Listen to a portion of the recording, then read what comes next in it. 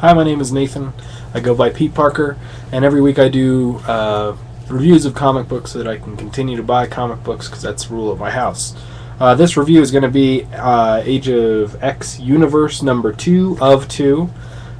This is kind of a grouping of 2 different stories in this case. The last issue was 3 stories. The first story is a continuation from the first book, written by Simone Spurrier and penciled by Koi Pham. And then the second story was written by Chuck Kim with art by Gabriel Hernandez Walta. So, Age of X Universe, in case you don't know, Age of X is a mini event that's happening with the X-Men characters right now in 2 of their books. One being X-Men Legacy and the other one being New Mutants. And Age of X Universe, well, basically the idea is that there's an alternate universe out there where mutants were hated from the get-go and they were hunted down to almost extinction. There's only a handful of them left, and they hang out at this place called Fortress X that is being constantly attacked by the outside in order to try to exterminate them from existing. So, where Age of X Universe fits in is the stories of the heroes and characters that we like the most from these other universes and how they fit into how the Age of X universe works. So, they're almost like, these books are almost like an annual issue where they have a couple of different stories featuring some characters you might be interested in and how they're drastically different from who they would be in normal context. So the first story we have is about the Avengers, which consists of Captain America, Iron Man, Spider-Woman, and the Invisible Woman, and sometimes Hulk. And they're run by the government, and their goal is to infiltrate these mutant hotspots and try to kill as many of the mutants as they can. They are ordered by General Frank Castle, who is the Punisher as we know him. And in this story, they make it into Fortress X and are on their way to kill Magneto, I believe, so that a nuke can be dropped on the area, because Magneto could sense the metal coming. And they run into a situation where they find kids, mutant children who have powers, and how the mutants were trying to protect those kids with those powers. And so they have a change of heart in the middle of it, which is really weird, because they were all super gung-ho about killing mutants just an issue ago, really, more or less. The only one with real qualms about it was Susan Storm, and Captain America kind of didn't really care for what they were doing, but was following orders and believed that he was following who he should have been or whatever, right? So just seeing that the mutants are protecting their kids, and there are kids in there, they don't want to kill them anymore, and they turn against their orders. And so General Castle, there you go, sends in the Hulk, who has a virus bomb, or chemical warfare bomb strapped to his back, so that he'll kill everybody in the area when he detonates this bomb. So the Avengers have to fight off the Hulk at the same time while trying to save the mutants. And throughout the entire story, Captain America is remarking about how the mutants don't work together. They fight all individually, and that's why they usually go down. So he inspires them to work together, and that's apparently where the Force Warriors come from. They band together as a team, and this is the first instance where they make the walls outside of the fortress so that nobody can see in and nobody can see out, and those are the walls that are being attacked every day in the other story. So kind of a little interesting backstory, really, to what's really happening everywhere else. But it's not great. We'll talk about this story first, and then we'll get into the other one. So right away you get some talk from Captain America about how he's trying to understand the situation, and he doesn't get why mutants are fighting, and They break in and they seem to kill some people. There's some people's heads cut off, legs cut off. And then Mystique dies, and as she's dying, she gives him a few words that totally changes his mind about the whole situation. And then it sounds like they all change their mind at the same time, which is amazing, because I don't think Sue Storm really ever really felt like they should be killed anyway. But Tony Stark's armor betrays him because it's mechanical and he can barely control it, and so Captain America has to kill him. And my thoughts on this, it wasn't very good. It was pretty bad. There's a good question out there as to why do we care about any of these characters once we really find out what's happening in the Age of X situation.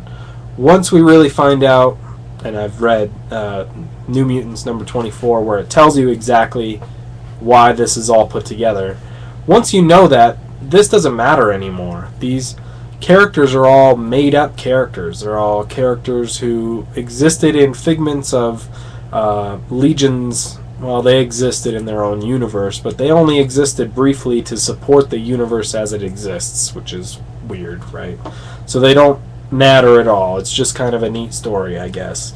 And that, along with some weird artwork situations. Take this right here. See how long that forearm bone is? I don't know exactly who that is, but if you look at the arm bones there, something's a little wrong. They have long, dagger-like front arms. Not to say that that's not possible, but it looks more like the artist in this case was trying not to show bones in the hand or something like that, so he just made the arms really long. And if that was the case, then they probably should have covered up more of the bone, could try to make it more proportional. It's not very good art. And then there's a part where the Hulk's arm gets cut through right here, and it's not really apparent how it got cut. You got Spider-Woman on the back here, and she's got some blades that come out of her arms, but it seemed like she wasn't really puncturing the Hulk before, and the Hulk usually has super strong skin. It's not all that easy to cut all the way through his arm, which is awesome looking, right? There's that hand there. But at the same time, I don't really think... I don't really know what happened there. And that's not good, right? When you're reading it, everything should be like, oh, that's cool, or that happened because of this. But there you really can't. And then there's this last scene here where she's looking out from one of the windows at all this devastation, but the window is very clean, the whole building is very nice and clean cut, and last we saw her, she was out in the field, and then the entire field looks totally different than what it did when they were just fighting, so it's really difficult to see how she got from one place to another and where exactly she's looking at. It's not good. So if you thought that was not great, then you will like the second story even less. This is probably a tryout, or maybe one of the first handful that's actually been drawn by this Gabriel Hernandez Walta. But there are really, he did write part of the first one, I believe, and yes, the first universe and the Prelude, I think. But a lot of his characters come off as extremely flat, and I can't tell if it's fully the artistry or the coloring or what, but I honestly thought that this character right here, this guy in the corner here, if it translates, I thought he was Flat Man, who has like a flat top haircut, just because of the way he's standing. It did not look like a real person was standing there, and in those two panels it's the same thing. And I remember thinking the same thing about Arcade when they were showing Cyclops' backstory in this universe. It looked like it was a cardboard cutout or a stand-up that was standing in front of stuff, and that's very common in this art. Some of it's really nicely done and the perspective works, but a lot of it just comes off as extremely flat and bad. The story is about how Stephen Strange is potentially a mutant hunter, the #1 mutant hunter in the world or whatever, and he uses his magics to kill mutants. And in the very end, you find out that he's not really killing them. He's actually helping them escape back to Fortress X. But it was okay, I guess, if you're really interested in Stephen Strange. I guess that part of the story was good because I was really confused by Stephen Strange's, or Doctor Strange's, his attitude, his character, and his motives. I mean, a lot of people are very different in this universe, and they come from backgrounds that made them into more negative people, more evil people, I guess. But it was really hard to buy off that Doctor Strange would be like this callous and this menacing killer, I guess. So that was probably a good aspect of the actual story itself, is that I was into it being like, wow, this guy's so different, but the art was so bad. So I hate to say this, but I really wish I hadn't bought either one of the Age of X universe ones. I mean, I'm kind of a completist when it comes to alternate universe stuff, so I want to read everything involved with that universe to understand it from front to back and see all the versions of the characters in that universe and how they're different. But both issues were just not good, and the stories were a bit pointless, and the characters are confusing because you don't know where they really fit into the whole thing, and then once you find out how this all wraps up, you're like, oh, these characters aren't really real anyway. They were constructs of Legion's imagination or whatever. They existed for a little while, but they weren't really people, and they didn't really die. So they really, really, really don't matter.